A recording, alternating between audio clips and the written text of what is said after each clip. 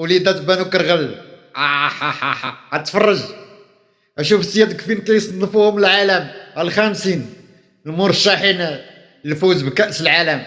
الصبليون الاولى 23%، فرنسا الجوجة 22%، المغرب الخامس 14%. اولينا سياد العالم بانو كرغل الطرطق لي اتمغص لي حتى هادوك صحابكم احفاد تحيه كريوكا وفي عبدو طرطقوا مزيان.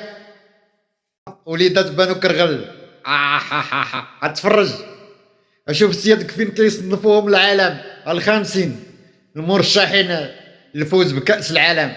الصبليون الاولى 23%، فرنسا الجوجة 22%، المغرب الخامس 14%.